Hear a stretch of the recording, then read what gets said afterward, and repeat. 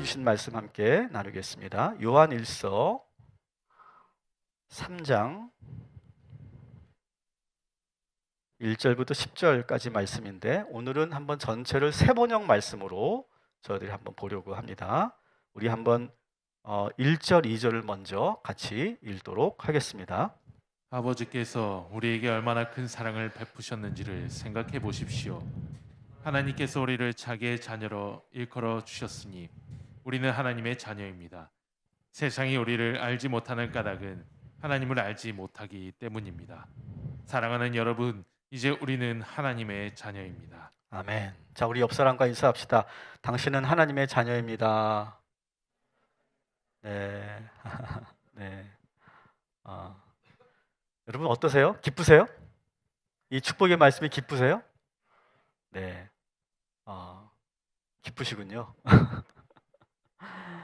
솔직히 이 말이 우리가 너무 익숙한 말입니다. 교회에서 쓰는 말이죠. 그죠? 교회에서 쓰는 축복의 언어입니다. 사실은 그래서 이게 어느 때는 너무 당연하게 여겨져서 그렇게 크게 감동으로 와닿지 않을 때가 많이 있어요. 그러니까 가령 이런 거죠. 저희 아들하고 딸에게, 예진아, 너는 아빠 딸이야. 재민아, 재민이는 아빠 아들이야. 그럼 우리 아이들이 어떻게 할까요? 정말요? 눈물을 뚝뚝뚝 흘리면서 정말이에요? 막 그럴까요? 왜 그러세요? 갑자기 아마 시큰둥하게 반응할 거란 말이죠. 왜 그럴까요? 당연하기 때문에 그렇고 알고 있기 때문에 그렇죠. 사실 우리는 하나님의 자녀입니다 라고 하는 이 말도 사실은 그렇게 막 절절하게 찐하게 와닿는 그런 인사나 축복이 아니게 된 지가 꽤 오래됐어요. 그렇죠? 근데 오늘 이 사도 요한이 세운 이 요한교회는요, 이 1절과 이 2절의 말씀, 우리는 하나님의 자녀다 라고 하는 이 말씀을 듣고 성도들이 정말 놀라워하고 그리고 감격스러워했다는 거예요. 그러니까 우리들과 지금 2000년 전에 그 요한 공동체와 그런 갭이 있다라고 하는 거죠. 정말 하나님이 우리의 자녀라고요? 하나님이 정말 우리의 아버지라고요? 이렇게 놀라워했다는 거예요. 그래서 저는 사실 오늘 제가 이 말씀을 준비하면서 정말 힘들었어요. 정말 어려웠는데 뭐가 힘들었느냐? 여러분들에게 이 성경의 말씀의 의미와 어떤 그런 내용을 여러분들에게 설명하는 것은 어렵지 않을 것 같아요. 근데 뭐가 어렵냐? 하나님은 나의 아버지이십니다 라고 하는 그 말을 들었을 때 정말 그것이 내 가슴에 쾅 하고 와 닿아서 정말 내 가슴이 뜨거워지고, 정말 이 고백을 하면서 나도 모르게 눈시울이 붉어지고 눈물이 흐르게 되는 그런 은혜가 있어야 이게 진짜 오늘의 말씀에 살아있는 말씀이 되는 건데, 오늘도 하나님은 우리의 아버지십니다라고 하는 이 말을 듣고 뭐 그렇지 라고 그냥 머리로만 우리가 알고 돌아간다면 오늘 이 말씀은 의미가 없지 않겠느냐. 이거를 어떻게 하면 우리 성도들에게 그것이 정말 가슴 깊이 와 닿았고, 그리고 그것이 요한교회 성도들처럼 그렇게 눈물이 나게 하는 그런 감격의 복음의 말씀이 되게 할 것이냐. 이것이 정말 저에게는 큰 숙제였어요. 여러분, 제가 사실은 뭐 아주 탁월한 설교가는 아니잖아요. 그래서 여러분들에게 정말 가슴 깊이 그것이 확 와닿을 수 있도록 여러분들에게 전달하지는 못한다 할지라도, 오늘 이 시간 여러분, 하나님은 우리의 아버지 되시고 우리는 주님의 자녀임을 여러분 믿으시면서 동시에 그것이 여러분의 가슴에 큰 울림으로 나타나게 되기를 주님의 이름으로 축복합니다. 저는 완벽하게 할 수 없지만 여러분 오늘 그것을 꼭 느끼고 돌아가시길 바라겠습니다. 자, 그런데 여러분, 제가 이 요한서신을 읽을 때 항상 그 당시 상황을 여러분들이 항상 염두에 두고 읽어라 제가 계속 말씀드리잖아요. 여러분, 그 요한교회에 가장 큰 문제가 있습니다. 무슨 문제가 있죠? 교회 안에 영지주의자들이 지금 있다라고 하는 거였죠. 그래서 영주주의에 대해서 지난주도 제가 자세하게 설교드렸고, 현대판 영주주의 현상에 대해서도 제가 말씀을 드렸어요. 근데 오늘도 한 번 더 우리가 이 영지주의자들에 대한 그런 사상을 한번 우리가 봐야만 오늘 이 말씀이 왜 이렇게 우리에게 의미가 있는지를 우리가 보게 될 거고, 앞으로도 여러분들이 요한서신을 읽을 때 왜 사도 요한이 이런 말을 하는지, 왜 이런 표현을 하는지를 여러분 볼 때, 아, 이것은 영주주의자들을 염두에 두고 하는 말씀이구나 라고 하는 것을 파악하면서 읽어야 이 요한서신이 제대로 읽힐 거예요. 자, 그러면 이 영주주의자들이 생각하는 하나님은 어떤 존재인가를 여러분에게 소개할게요. 영주주의자들의 하나님은 어떤 존재냐? 궁극적 존재예요. 여러분, 잘못된 말이 아니죠, 그죠? 궁극적 존재. 소위 이것을 모나드라고 부릅니다. 모나드. 이 세계의 가장 최상위에 있는 존재, 이것을 모나드라고 그들은 말해요. 지구의 신이고 최고의 신입니다. 그리고 이 우주 만물을 초월한 신이에요. 초월한 신. 이 세상, 이 땅에 존재하지 않고 이 세상을 완전히 초월한 신. 이게 바로 영주주의자들이 말하는 하나님의 개념이에요. 자, 그런데 여기까지는 사실 큰 문제가 없어요. 우리도 거기에 동의할 수 있습니다. 그죠? 자, 그런데 뭐에 부딪히느냐? 사도 요한이 오늘도 그랬지만 계속 강조하는 게 뭡니까? 하나님은 우리의 아버지시라는 거예요. 근데 이 영주주의자들에게는요, 이 말이 되게 거슬리는 거예요. 그리고 예수님을 뭐라고 해요? 사도 요한은 하나님의 아들 독생자라고 하는 거예요. 아들이라는 거예요. 근데 이 영주주의자들에게는요, 이 말이 거슬려요. 왜 거슬리느냐? 아니, 하나님은 최고의 존재시고 초월적인 존재신데, 아니, 아버지, 아들 이런 개념은 인간 세계에서나 사용되는 그런 개념이고 그런 관계잖아. 하나님을 되게 낮추는 것이고 이 인간 세계로 끌어내리는 그런 행위지, 이게 무슨 제대로 된 신학이냐, 이렇게 오히려 반발을 하면서 이 교회 안에서 분란을 일으키게 된 거예요. 하나님은 요한이 말하는 것처럼 그렇게 아버지가 되는 그런 존재가 아니라 모나드라니까, 최고의 신이라니까. 예수님 역시 예수님이 독생자 아들이시고 이 땅에 오셔서 십자가에 달려 죽으셨다, 그런 게 뭐가 중요하냐는 거예요. 예수님은 어떤 분이냐? 이 최고의 초월자이신 그 하나님의 그 진리를 우리들에게 전해주는, 가르쳐주는 영적인 메신저다. 십자가에 달려 죽은 게 뭐가 중요하냐, 이렇게 얘기하는 것이 바로 영주주의자들이에요. 그래서 이 영주주의자들은 대부분 이렇게 아마 그 당시에 철학을 공부하고 어떤 그런 신비주의를 경험했던 사람들이 대부분이었을 텐데, 그들은 이 사도 요한의 신학을 상당히 수준 낮게 봤어요. 저 요한 알고 봤더니 어부 출신이라며 제대로 배웠겠어? 그러니까 자꾸 인간 세계에서 쓰는 용어를 가지고 하나님을 설명하는데, 그거 가지고 어떻게 하나님을 설명할 수 있어? 자, 처음에는 그렇게 어린 믿음을 처음 시작하는 사람들에게는 좀 더 이해하기 쉽게 신화적으로 그렇게 인간이 쓰는 언어로 그렇게 설명하는 건 맞는데, 비유할 수 있는 건 있는데, 자, 이제 더 고차원적인 세계로 가야지. 이제 더 고차원적인 영적인 세계의 그 진리를 새롭게 좀 가르쳐주고 그것을 우리가 추구해야지, 그게 진짜 신앙이지, 이렇게 말하는 사람들이었다는 거예요.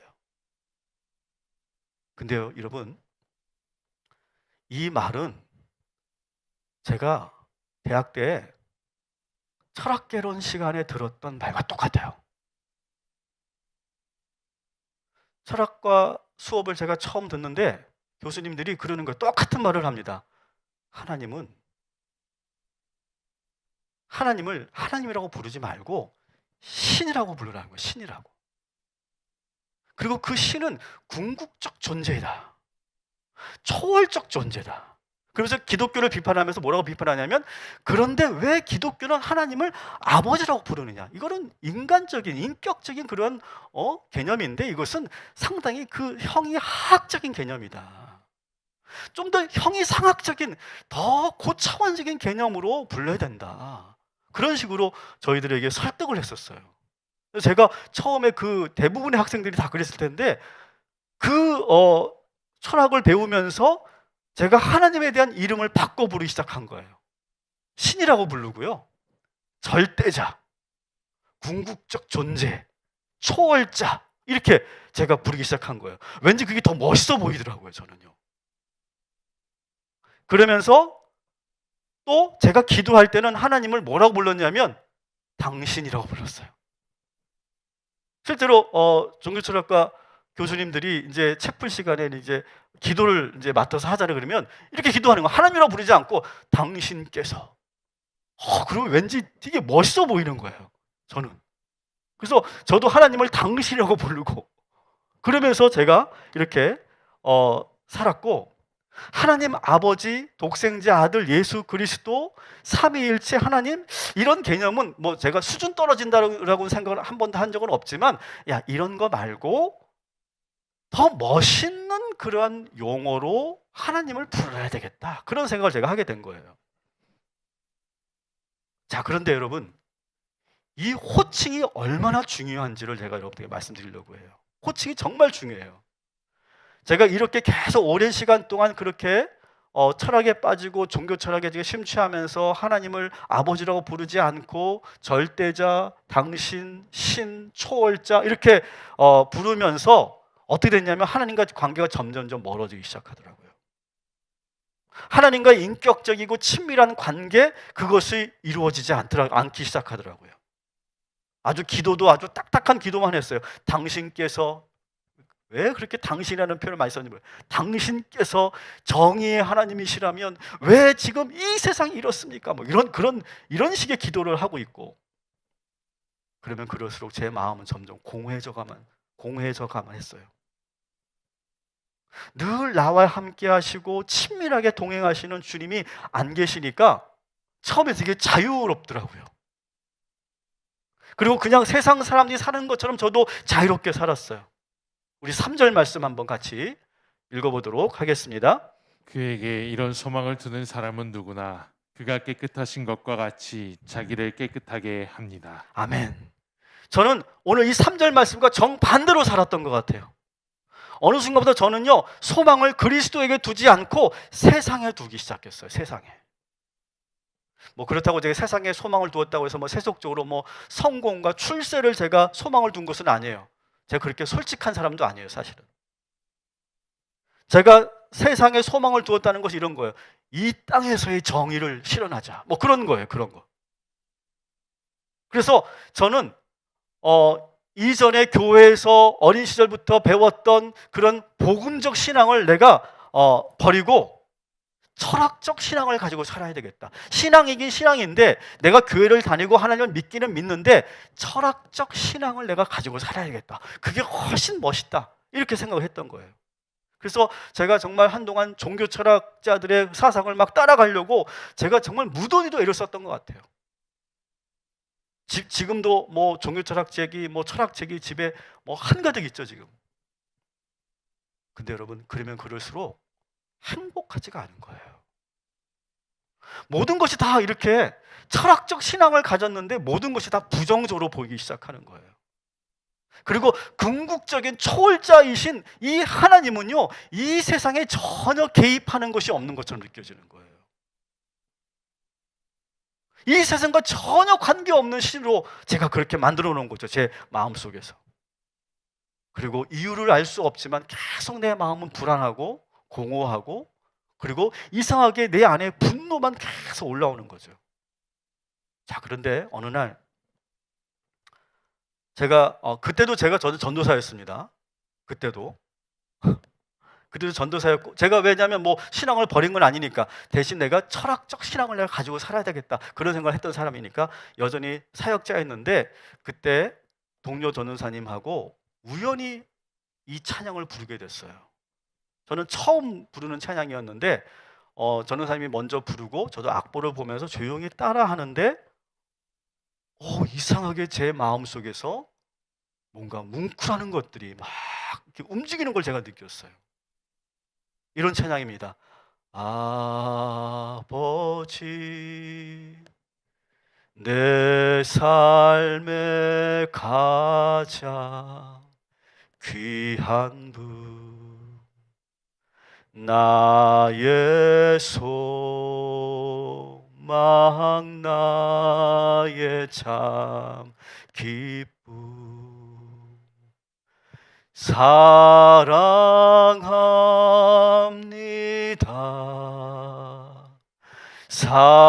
사랑합니다. 내 기쁨 되신 나의 주. 근데 이 찬양을 부르면서 정말 제가 오랜만에 하나님을 아버지라고 부른 거예요. 근데 이상해요. 저는 그러고 싶지 않았는데 아버지라고 부르는 순간 울컥 눈물이 막 쏟아지려고 하는 거예요. 근데 제 앞에 지금 동료 전도사님이 있으니까 창피하니까 이 울음을 꾹 참고 그리고 견뎠어요. 그리고 눈물을 보이지 않고, 그런데 막 제 가슴에서 막 아버지를 부르는 순간 막 이상한 뜨거운 눈물이 계속 내 안에서 흐르는 걸 느꼈어요. 그리고 돌아가서 이 찬양을 계속 부르게 됐어요, 혼자. 근데 부를 때마다 막 뭉클뭉클하고 막 눈물이 나고 막 그러고 싶지 않은데 막 그렇게 되는 거예요. 제가 하나님을 당신이라고 불렀다가 이제 한 7년 만에 제가 아버지라고 부르게 되는 거예요. 그리고 2절에는 예수님, 예수님 그렇게 부르는데 제가 정말로 오랜만에 예수님을 정말 사랑하는 마음으로 간절하게 예수님 한번 불러본 거예요, 그때. 그리고 사랑합니다, 사랑합니다 이렇게 말을 하는데, 이렇게 노래를 하는데 처음엔 좀 어색하고 간지러웠는데 내 영혼은 그렇지 않더라고요. 내 영혼은 정말 그렇게 부르고 싶었던 걸 내가 느꼈어요. 내 의지로는 정말 이게 어색했던 건데 내 영혼은 정말 사랑합니다, 사랑합니다 주님, 아버지 그렇게 부르고 싶었던 내 마음이 거기서 확 올라오더라고요. 그 순간 저에게 참 놀라운 변화가 일어났어요. 주님이 저를 꽉 안아주신 거, 아버지가 되신 주님이 저를 꽉 안아주신 걸 느꼈어요. 근데 이게 저만의 경험은 아니었던 거예요. 사도 바울도 이와 동일한 경험을 하게 됩니다. 우리 로마서 8장 15절 16절 말씀으로 한번 같이 보겠습니다. 여러분은 또다시 두려움에 빠뜨리는 종살이의 영을 받은 것이 아니라 자녀로 삼으시는 영을 받았습니다. 그래서 우리는 그 영으로 하나님을 아빠, 아버지라고 부릅니다. 바로 그때 그 성령이 우리의 영과 함께 우리가 하나님의 자녀임을 증언하십니다. 아멘. 그 찬양을 부르고 이 말씀을 보는 순간 저는 완전히 새로워졌어요. 이 찬양을 부르면서 아버지라고 부르는 순간 성령이 저에게 임하신 거예요. 그래서 제가 어릴 적부터 그렇게 잘 불러왔던 아빠, 아버지라는 호칭을 다시 부를 수 있게 된 거예요. 아주 그 짧은 찬양, 아주 그 짧은 순간에 제가 종교 철학으로 무장되어 있었던 이 7년간의 모든 사상이 다 와르르 무너져 버리고, 그리고 또다시 어린 아이처럼 하나님을 아버지라고 부르게 된 거예요. 사랑하는 성도 여러분, 신학자들이, 철학자들이 하나님을 어떻게 부르든 어떤 분으로 설명하든 다 상관없어요. 따라합시다. 하나님은 나의 아버지이십니다. 여러분, 그것을 오늘 이 시간 믿으시고 그것을 마음으로 경험하고 느껴지게 되기를 주님의 이름으로 축원합니다.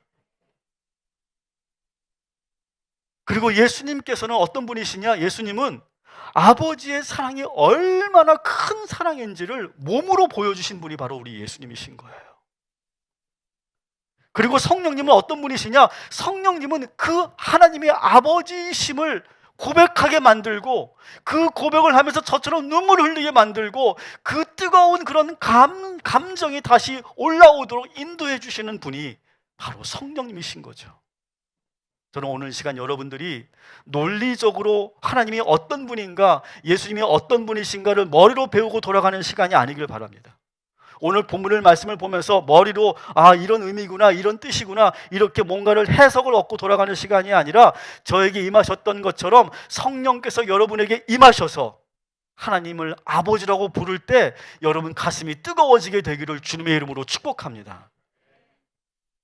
그래서 그 아버지를 만남으로 인해서 누구에게도 말할 수 없었던 그 불안과 두려움에서 여러분 해방되시고, 아버지 품에 안겨서 아빠, 아버지라고 부르고, 그리고 평안한 영적인 안식을 누리는 이 예배가 되기를 주님의 이름으로 축원합니다. 하나님은 나의 아버지시다. 이것이 온몸으로 느껴지는 것, 이것이 바로 인격적 만남이라고 하는 거예요. 인격적 만남.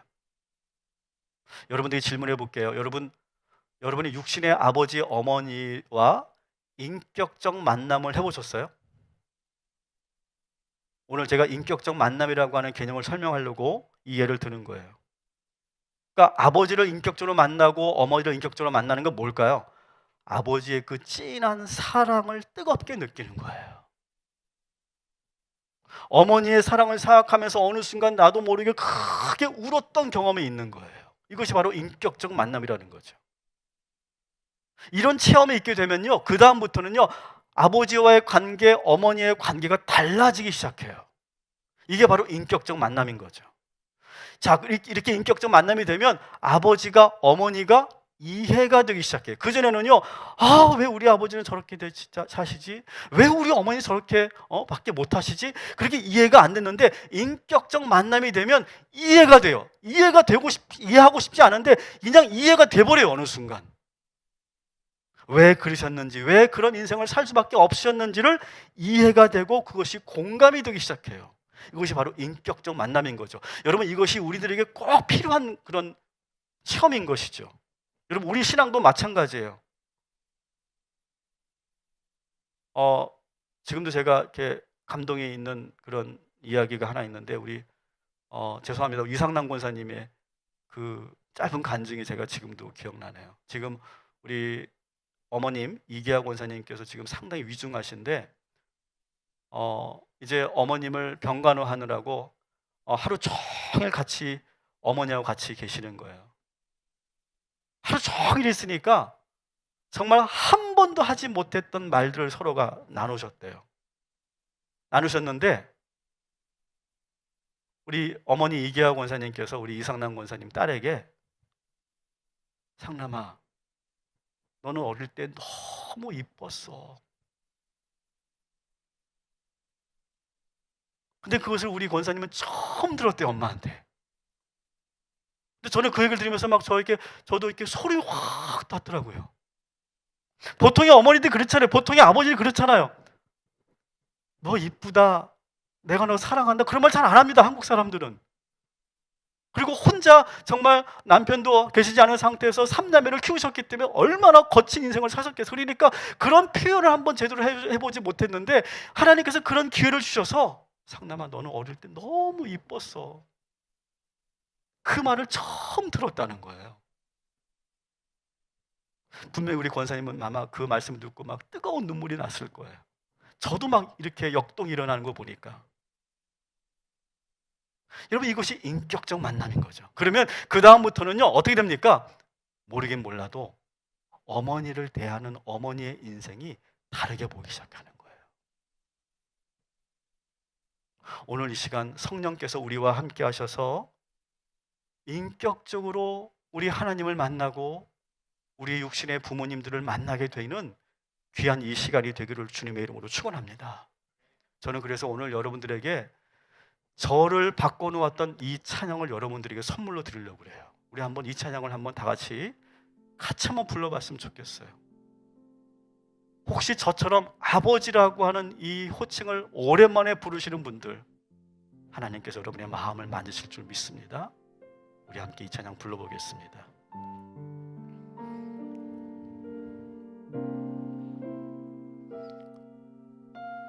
아버지,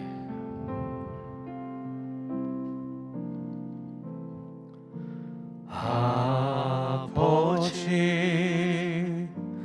내 삶의 모든 것 되신 주, 나의 소망, 나의 참 기쁨. 사랑합니다. 사랑합니다.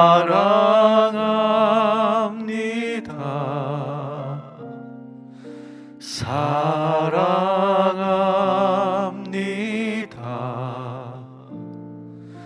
내 기쁨 되신 나의 주. 여러분, 사랑스럽게 함께 예수의 이름을 불러보십시다. 예수님.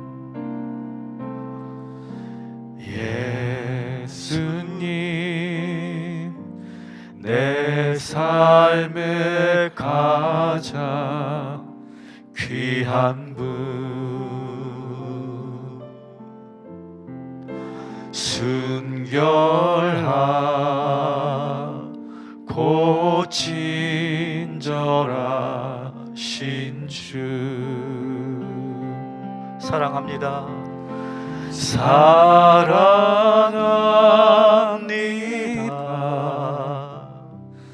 사랑합니다.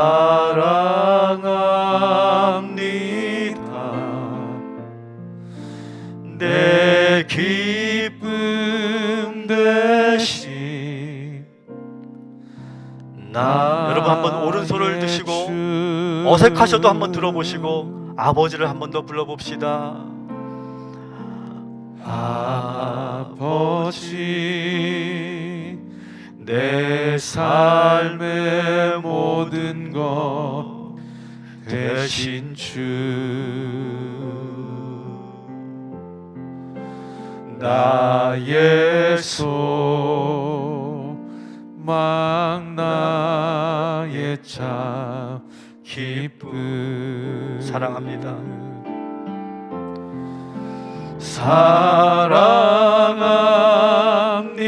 사랑합니다. 사랑합니다. 내 기쁨 대신 나의 한 번 더 사랑합니다. 사랑합니다.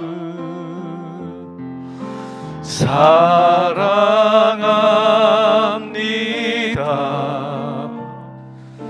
사랑합니다.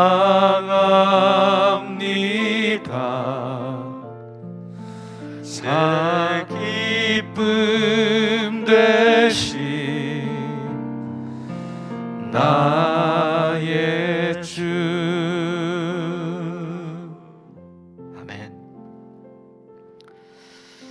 오늘 같은 날은 우리 아버지가 안 계셨어요. 제가 더.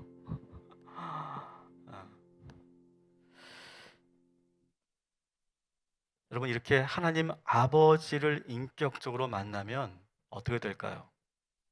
변화가 일어난다는 거예요. 변화가. 우리 2절 말씀 한번 같이 보겠습니다. 시작. 사랑하는 여러분, 이제 우리는 하나님의 자녀입니다. 앞으로 우리가 어떻게 될지는 아직 밝혀지지 않았습니다만 그리스도께서 나타나시면 우리도 그와 같이 될 것임을 압니다. 그때 우리가 그를 참모습대로 뵙게 될 것이기 때문입니다. 아멘. 자, 하나님을 아버지로 만나게 되면 어떻게 되는데요? 우리도 그와 같이 될 것이다. 뭐예요? 아버지를 닮아간다는 거예요. 아마 여러분들도 저뿐만 아니라 여러분들도 똑같은 생각을 했을 거예요. 어릴 때, 자녀일 때. 나는 아버지 같은 인생 살지 않을 거야. 나는 어머니같이 살고 싶지 않아. 어머니의 인생 보면 나는 저렇게 안 살 거야. 그런 생각 여러분 많이 했을 거예요. 자, 그런데 여러분 어느 순간 아버지가 정말 대단한 분이구나. 이걸 느낄 때가 있어요. 어머니가 그렇게 살았기 때문에, 그렇게 희생하셨기 때문에 내가 여기에 있는 거구나. 지금 내가 있는 거구나. 여러분 제가 어른이 돼서 비로소 깨달은 게 있어요. 따라합시다. 평범하게 사는 것이 어려운 거구나. 전 그걸 어른이 돼서 깨달았어요. 나이 먹어서. 이런 평범하게 사는 것, 그게 정말 어려운 거더라고요. 예전에는 우리 부모님들이 너무 평범해서 그게 싫었어요. 좀 남들처럼 좀 성공한 인생을 좀 사셨으면, 그런 불만도 솔직히 저에게 있었어요. 근데 그게 아니었어요. 보니까 성공했다고 하는 사람들의 삶을 정말 그 안을 들여다보니까 정말 성공한 게 아니더라고요.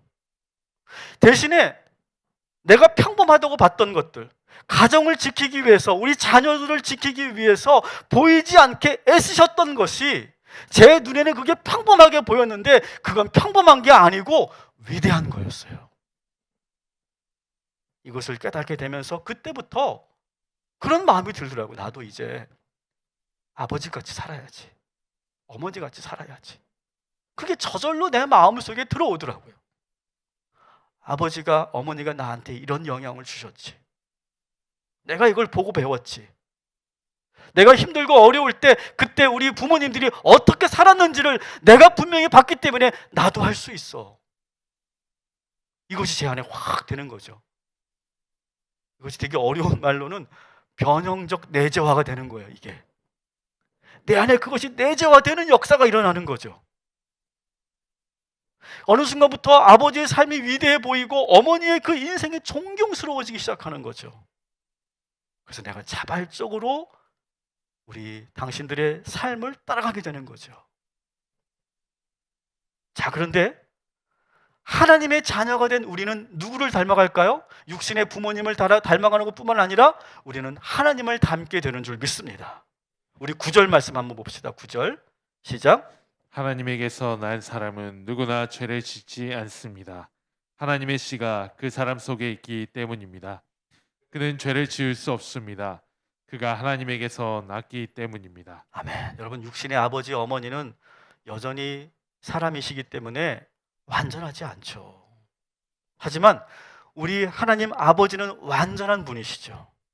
그래서 우리가 하나님의 자녀가 되는 순간, 하나님을 아버지라고 부르는 순간, 인격적으로 만나는 순간 우리가 하나님의 성품을 닮아가게 되는데 그 원인이 뭐냐? 그 원동력이 뭐냐? 따라합시다. 하나님의 씨. 오늘 9절 본문에 그렇게 있죠. 하나님의 씨가 그 사람 속에 있기 때문입니다. 하나님의 씨라는 게 뭡니까? 하나님의 성품, 하나님의 형상, 그런 것들이 우리 안에 있기 때문이라는 거예요. 그래서 아버지를 닮아가게 된다는 거예요. 따라합시다. 관계가 좋으면 죄를 짓지 않습니다. 오늘 9절 말씀에 거기 그렇게 되어 있잖아요. 9절 말씀에 하나님에게서 난 사람은 누구나 죄를 짓지 않습니다. 이렇게 되어 있잖아요. 이 말은 뭡니까? 관계가 좋으면 죄를 짓지 않는다는 거예요. 여러분, 전문 상담가들이 어떤 그런 마음의 병을 가지고 어떤 그런 정신적인 어려움을 가지고 찾아올 때 상담가들이 가장 먼저 가장 중요하게 보는 것이 있어요. 그게 뭐냐 하면 그 사람의 관계를 봅니다. 그 사람의 관계. 가령 어릴 적에 양육자와의 관계는 어땠고 양육자의 태도는 어땠는지, 그 아기 때 그 엄마는 어떤 관계 속에 있었는지 그걸 봅니다. 그리고 성장하면서 아버지와의 관계, 어머니의 관계는 어땠는지 그걸 보는 거예요. 그리고 가족 간의 관계는 어떤지, 관계 형성이 어떻게 돼 있는지, 형제들 간의 관계는 어땠는지, 현재 부부와의 관계는 어떤지, 그리고 이 사람의 관계 패턴은 무엇이 문제인지 이걸 보는 거예요. 여기서부터 원인을 찾기 시작하는 것이 상담가들의 그러한 아주 중요한 작업이거든요. 다시 말해서 모든 고통은요 관계에서 오는 거예요. 반대로 모든 행복은 어디서 옵니까? 관계에서 오는 줄 믿습니다. 9절 말씀 한번 따라합시다. 하나님에게서 난 사람은 죄를 짓지 않습니다. 이게 무슨 의미입니까? 관계가 건강한 사람들은 실수할 수 있어요. 넘어질 수 있습니다. 그렇지만 계속 반복하지 않아요. 늘 왜 그럴까요? 늘 나와 함께하고 있는 대상이 있기 때문에 그래요. 아버지가 나를 사랑하셔서 지금도 나를 위해 열심히 일하고 계시지. 엄마가 지금도 나를 위해서 눈물로 기도하고 계시지. 그런 대상이 있으면 내가 일탈을 했다가도 내가 다시 돌아올 수밖에 없는 거예요. 근데 관계가 안 좋으면 아버지가 밤늦게 들어오시든 무슨 일을 하시든 퇴직을 하셔서 지금 무슨 다른 일을 찾고 계시든 뭘 고민하고 계시든 상관이 없어요. 관심이 없어요. 잘 몰라요. 그런데 관계가 좋으면 그 모든 것들이 다 감사가 되고 감동이 되고 은혜가 되는 거예요. 그리고 관계가 좋으면, 부모와의 관계가 좋으면 아버지가 어머니가 항상 그런 말을 많이 쓰겠죠. 아들아 사랑한다. 우리 딸 나는 믿는다. 그런 말을 계속 해주는 거죠. 그러면 그렇게 관계가 상호작용이 이루어지니까 어떻게 됩니까? 그 사랑의 힘이 모든 유혹을 이기는 힘이 되는 거예요. 6절 말씀 보겠습니다. 시작. 그러므로 그리스도 안에 머물러 있는 사람마다 죄를 짓지 않습니다. 죄를 짓는 사람마다 그를 보지도 못한 사람이고 알지도 못한 사람입니다. 보지도 못하고 알지도 못했다라고 하는 건 뭡니까? 관계가 없다는 거예요. 하나님, 예수님과의 관계가 없으면, 주님과의 관계가 없으면 그러면 결국 어떻게 합니까? 죄를 짓게 된다는 거예요. 그런데 그리스도 안에 머물러 있으면, 주님과의 관계가 아주 좋으면 죄를 짓지 않는다는 거예요. 죄를 지어도 다시 회복된다는 거예요. 다시 돌아오게 된다는 거예요. 변한다는 거예요. 근데 사랑을 받아보지도 못하고 그리고 사랑을 보지도 못한 그런 사람은 어떻게 되느냐? 악에 사로잡힌대요. 8절도 한번 보겠습니다. 죄를 짓는 사람은 악마에게 속해 있습니다. 악마는 처음부터 죄를 짓는 자이기 때문입니다. 아멘. 결국 관계가 틀어지면 바로 우리가 죄된 삶을 살게 되는 것이죠. 사랑하는 성도 여러분, 오늘 이 예배를 들으시는, 이 말씀을 듣는 모든 성도 여러분, 하나님에게 딱 붙어 있으시기를 주님의 이름으로 축원합니다. 여러분의 모든 관계를 여러분 오늘 이 시간 보시면, 말씀을 들으시면서 점검하시고 모든 관계가 회복되시기를 주님의 이름으로 축복합니다. 예수 그리스도께서 보여주셨던 그 십자가의 방법으로 여러분이 실천하면 모든 관계가 회복될 줄 믿습니다. 여러분, 십자가의 방법이 뭘까요? 십자가의 방법, 저를 따라해 주시면 돼요. 그러면 돼요. 자, 십자가 방법이 뭐냐? 따라합시다. 희생하고, 아주 크게 시작. 희생하고, 용서하고, 기다려주고, 믿어주고, 끝까지 포기하지 않고 지켜봐 주는 것. 이것이 바로 십자가의 방법이에요.